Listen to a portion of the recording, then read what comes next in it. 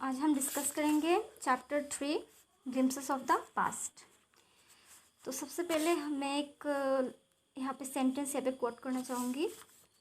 The colonial historiography was a major propaganda weapon in the hands of the British to brain wash Indians and make them accept the superiority of the English rule. ये हम chapter के and तक इस line का, इस sentence क्यों मैंने use किया, हम समझ जाएंगे।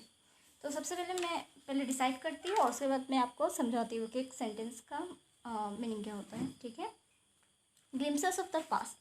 तो ग्लिम्स, सबसे पहले हमको ये समझना पड़ेगा कि ग्लिम्पसेस का मतलब क्या होता है। Glimpses in the sense a momentary और partial view of something. Momentary in the sense मतलब कुछ ही समय के लिए अगर कोई एक दृश्य हम देखते हैं ना तो उसे हम मोमेंटरी कहते हैं। पार्शियल मतलब नॉट एक्चुअल, थोड़ा सा। एक्चुअल मतलब रियल, और पार्शियल मतलब थोड़ा सा अगर हो तो हम उसे कहते हैं पार्शियल व्यू। व्यू मतलब दिखाई जो देता है। ठीक है, here are some of the pictorial glimpses of the history of our country from 1757 to 1857। ये मैं पेज नंबर 36 को डिसाइड कर रही हूँ। यहाँ पे जो कुछ पिक्चर्स दिया गया है इस पूरे चैप्टर में, ये 1757 से 1857 तक कुछ पिक्चर्स, मतलब कुछ नॉट ऑल पिक्चर्स, कुछ स्पेसिफिक निर्दिष्ट पिक्चर्स यूज यहाँ पे इस चैप्टर में लिया गया है।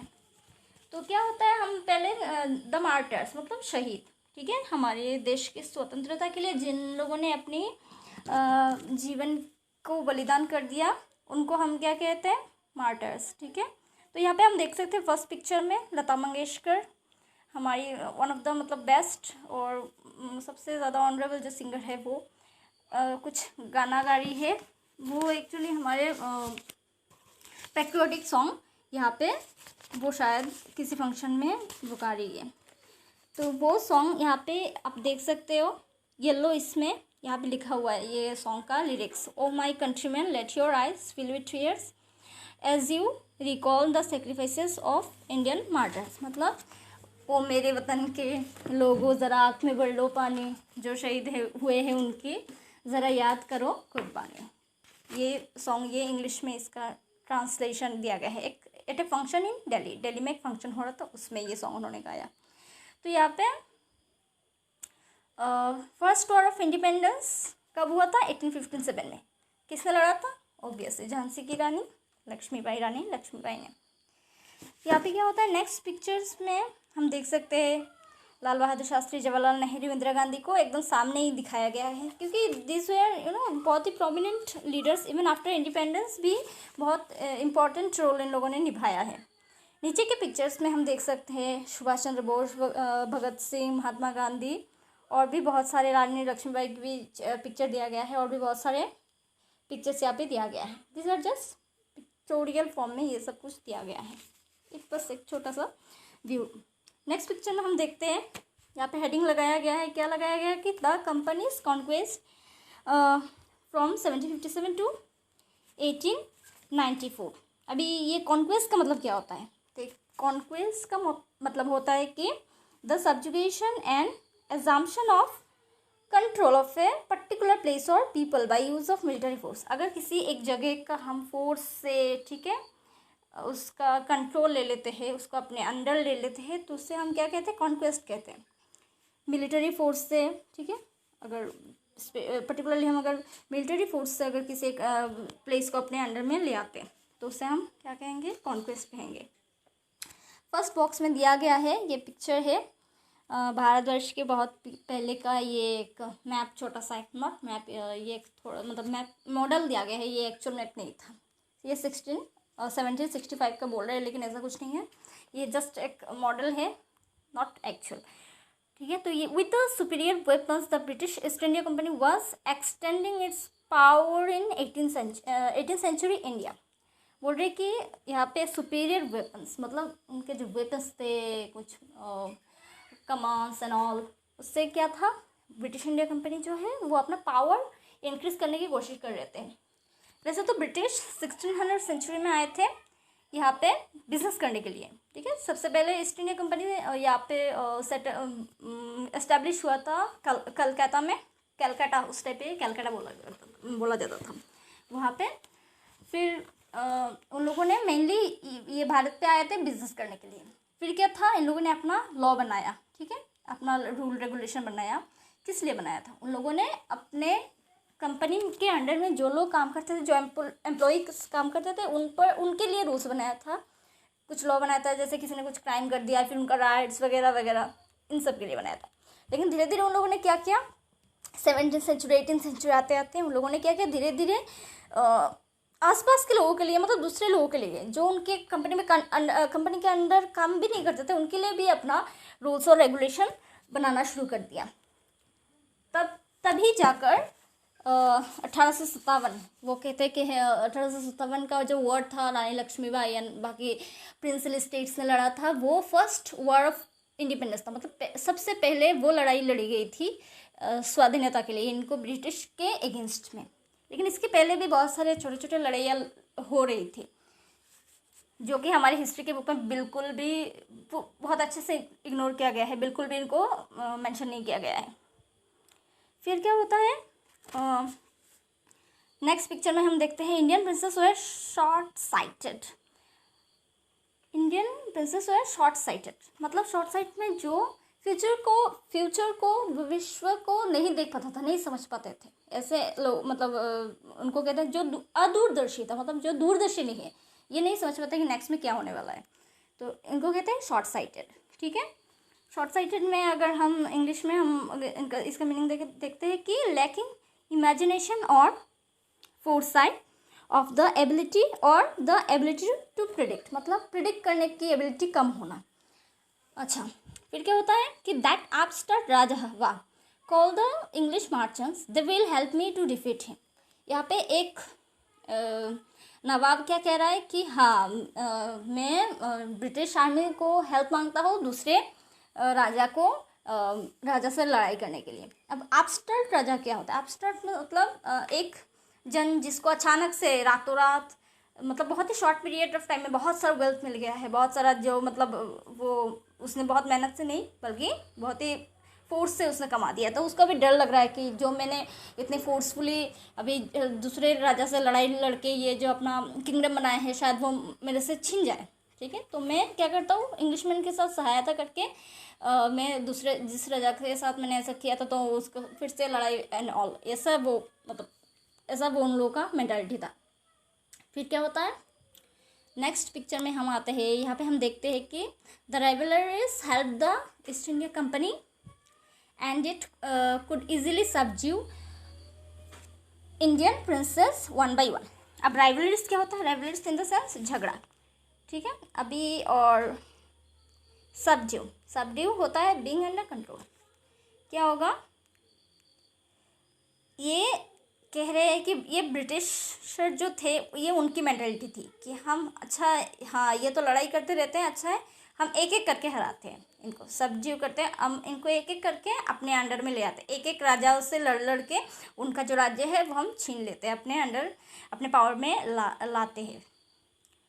ओके, उसके पहले थर्ड पिक्चर में ये था, ऊपर वाले पिक्चर में the people had no peace due to such constant fight, क्योंकि ऐसे ही ये जो राजा थे वो क्या थे, अपने ही मतलब फैमिली में वो झगड़ा करते थे सिंहासन के लिए, क्राउन के लिए, इसलिए वो झगड़ा करते कंस्टेंटली वो फाइट करते रहते, मतलब खुद को सिर्फ वो चाहिए, क्राउन चाहिए। उसके बाद यहाँ पे आता है छोटा सा ये पिक्चर में, a far-seeing ruler like the brave Tipu of Mysore fought the British till he died fighting।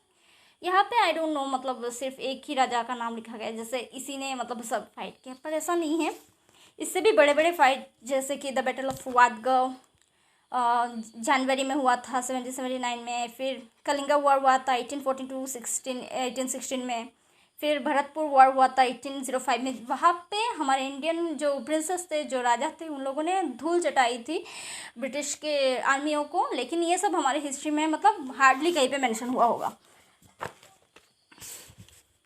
Next ये होता है कि नेक्स्ट पिक्चर में हम देखते हैं कि thank God there is peace in the country now, no more wars and looting by thugs. अब थग क्या होता है? मतलब जो चीटर होते हैं ना, जो चीट करके संपत्ति प्रॉपर्टी वगैरह हड़पते हैं को थग। तो यहाँ पे एक जन कह रहे हैं कि थैंक गॉड कि अच्छा हुआ भगवान की मतलब धन्यवाद कर रहा है कि there is a peace in the country. ऐसा तो कुछ नहीं है, पीस तो वैसे था ही नहीं, क्योंकि कंस्टेंट फाइट था।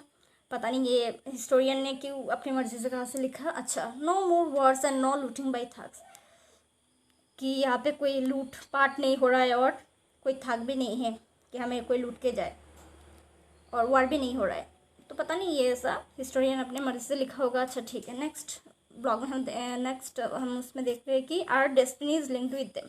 ये कह रहे हैं कि हमारी जो भाग्य है मतलब डेस्टिनी, वो उनके मतलब ब्रिटिश के भाग्य के साथ लिंक्ड है। अच्छा, मतलब ब्रिटिश आए हैं तो उन्होंने हमारे लिए मतलब गुड फॉर्चून, हमारे लिए सद्भाग्य लेके आए हैं। अच्छा, नेक्स्ट है it is God who send the British. ये कह रहे हैं कि हाँ, भगवान ने शायद ब्रिटिश को हमारे मदद के लिए भेजा है। ओके, यहाँ पे ऊपर हम हेडिंग में देख सकते हैं, सब हेडिंग में, now how did Indians react to those conquest. जो कॉन्क्वेस्ट हो रहा था बाय ब्रिटिश, उसको इंडियन लोगों ने मतलब भारत के लोगों ने कैसे रिएक्ट किया था। नेक्स्ट क्या होता है, नेक्स्ट बॉक्स में हम देख सकते हैं the white man has killed और डेथ थ्रोन्ड आवर किंग्स। अब डेथ थ्रोन क्या है, डेथ थ्रोन मतलब रिमूव फ्रॉम पावर, मतलब हमारे जो राजा थे उनको राजा के पद से हटाना। ठीक है, डेथ थ्रोन मतलब राजा को राजा के सिंहासन से हटाना। तो white man in the sense यहाँ पे ब्रिटिशर को कहा गया है। तो white man has dethroned and killed our kings, हमारे राजाओं को इन लोगों ने हटा दिया है, मार दिया है। Some kings were good but after all they were some kings were not good. हाँ, कुछ राजा थे जो अच्छे नहीं थे, लेकिन after all they were of this जन। हाँ, लेकिन ये लोग कुछ आम लोग कह रहे थे कि हाँ, कुछ राजा अच्छे नहीं थे लेकिन हमारे ही लैंड के थे। फिर नेक्स्ट एक पर्सन यहाँ पे कह रहे हैं कि now we have become slaves of the foreigners. अब ये बोल रहे हैं कि हम तो अभी ब्रिटिश जो फॉरेन के आए हैं, अभी ये तो हम उनके स्लेव्स बन गए। नेक्स्ट पेज में हम पढ़ते हैं कि ब्रिटिश रूल। यहाँ पे फर्स्ट ऑफ ऑल यहाँ पे जिसने भी लिखा है ये बहुत कंफ्यूजिंग है, या फिर जिसने ये पिक्चर को डिज़ाइन किया ये भी बहुत कंफ्यूजिंग है। यहाँ पे लिखते हैं कि हेडिंग में 1757 टू 1849, और नेक्स्ट पेज में आता है ये लिखते हैं कि 1765 टू 1836। पता नहीं ये पॉइंट ऐसे क्यों लिखा है, ये बहुत कंफ्यूजिंग है। ईयर ऐसे कैसे इन लोगों ने लिस्ट अप किया है, मुझे भी नहीं पता, मुझे समझ नहीं आया। ओके, यहाँ पे लिखा गया है कि religious leaders preached ideas like untouchability and child marriages. Like ये मतलब टीचर ये भी शायद इन्होंने अपने मर्जी से, मतलब जिस राइटर ने भी ये लिखा है तो उन्होंने अब शायद अपनी मर्जी से ही लिखा होगा, या फिर कोई फिक्शन होगा, फिक्शन इन द सेंस जो कि रियल नहीं है। तो ये क्या है, इन्होंने डायरेक्ट अनटचेबिलिटी को और चाइल्ड मैरिज को रिलीजियस लीडर के ऊपर ही इसका ब्लेम कर दिया। पता नहीं ये कहाँ पे था, मैंने तो सर्च किया, मुझे तो मिला नहीं। Anyone who crosses the seas loses his religion. ये फ्रेज भी मैंने सर्च करने की थोड़ी सी कोशिश की, लेकिन मुझे ये चीज़ भी नहीं मिला। तो ये भी फिक्शन ही हम पकड़ लेते हैं, हिस्ट्री तो है नहीं, मान नहीं सकते। All the miseries in the world is due to women. अभी इस दूसरे पिक्चर में हम देख सकते हैं कि लिखा है कि all the miseries in the world is due to women, मतलब जितने भी हमारे दुनिया में दुख कष्ट है सब वोमेन की वजह से, मतलब औरतों की वजह से है। अरे वाह, ये लाइन भी मैंने कोशिश किया था मतलब सर्च करने की, मुझे कोई मतलब ऑथेंटिक सोर्स मिला नहीं जहाँ पे ये लिखा है। हाँ, कुछ बहुत ही मतलब घटिया से सोर्स में ये सब ऐसे कुछ चीज़ें लिखा हुआ था जिससे हम कुछ मतलब क्रेडिबल बिल्कुल भी हम उनको मान नहीं सकते। नेक्स्ट पिक्चर में ये लिखा है कि the truth was that Indians had lost self respect. यहाँ पे ये ब्रिटिश लोग कुछ बातचीत कर रहे हैं खुद में कि जो इंडियन लोग हैं उन्होंने अपना जो सेल्फ रिस्पेक्ट है मतलब आत्मसम्मान वो खो दिया है। The British scorn them. अब इस स्कॉर्न का मतलब क्या होता है, मतलब फुल और एक्सप्रेस कंटेम्प्ट और डिसीशन फॉर, मतलब इन्होंने एकदम ऐसे दिखाया कि ये एकदम मतलब बहुत ही ज़्यादा डाउटफुल है। ठीक है, ऐसा दिखाया है। नेक्स्ट इसमें छोटे से इस बबल में हम क्या देख सकते हैं कि the natives are unworthy of trust and capable of honesty. फिर एक दूसरे ब्रिटिशर को कह रहा है कि नेटिव मतलब जो भारत के लोग, these are unworthy of trust, मतलब ये भरोसे के लायक नहीं है। ट्रस्ट मतलब भरोसा, एंड लाई मतलब अनवर्दी मतलब पॉसिबल नहीं है। ठीक है, एंड इनकेपेबल ऑफ ऑनेस्टी, और कैपेबिलिटी इनकेपेबल मतलब ऑनेस्टी ये मतलब झूठे हैं। ठीक है, और ट्रस्ट भी नहीं कर सकते इन्हें। True, your honour but I am honest. यहाँ पे शायद और एक जन आए हैं, ये आके बोल रहे हैं कि हाँ प्लीज़ हमें हेल्प करो। ये भी कोई मतलब बहुत ही कोई सेल्फिश सा बंदा है। ये कह रहे हैं कि हाँ नहीं, आप मुझे विश्वास कर सकते हो, मैं बहुत ही ऑनेस्ट इंसान, मैं बहुत सच बोलता हूँ।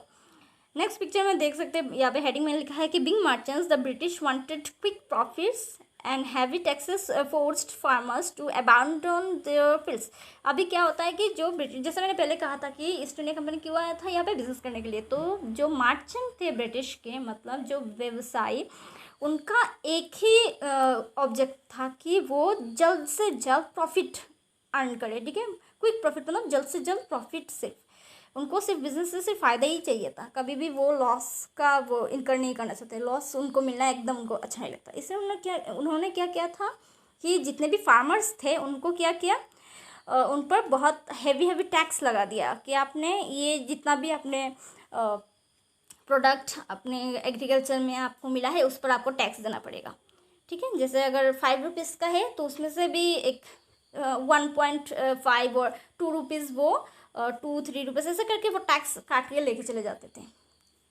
And to abandon their fields. ऐसा क्यों करते थे वो, क्योंकि जो गरीब, जो हमारे ये जो नेटिव के एग्रीकल्चरिस्ट थे, मतलब जो फार्मर्स थे, वो उनका टैक्स ना दे पाए और फिर वो अपने ज़मीन से बेदखल करके उनको निकाल दे। But your man are taking all my crop. तब एक भारतीय किसान ने कहा कि आपके जो लोग आते हैं वो तो हमारे सारे क्रॉप, मतलब सारे जो प्रोडक्ट होते हैं एग्रीकल्चर के, वो सारे ले जाते हैं, मैं आपको टैक्स कहाँ से दूँ? मुझे तो, मेरे पास तो खुद ही नहीं होता है, मैं कैसे उनको बेच कर पैसे मुझे मिले और मैं आपको टैक्स दूँ?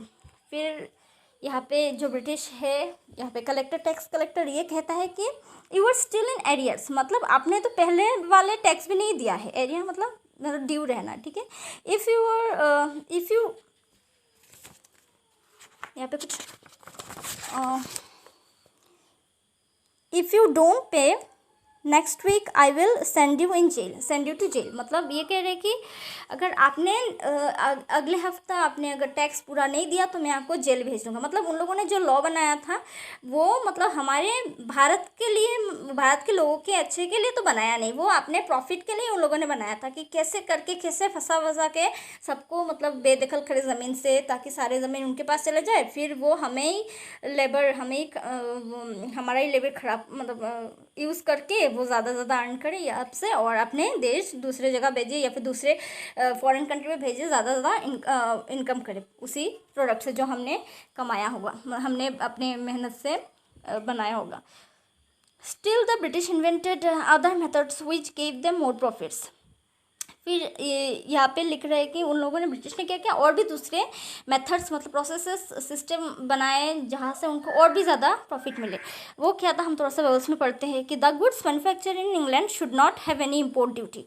मतलब जो कह रहे हैं कि जो गुड्स मतलब सामान ना जो इंग्लैंड में बनाया जाएगा वो अगर इंडिया में लाया जाएगा तो उस पर कोई टैक्स नहीं लगाएंगे। इम्पोर्ट ड्यूटी का मतलब टैक्स, ठीक है, लाने का, इम्पोर्ट मतलब लाना, तो उस पर टैक्स नहीं लगाएंगे। When brought in to India, जब हम भारत में लाएंगे तब उसमें हम कोई टैक्स नहीं लगाएंगे।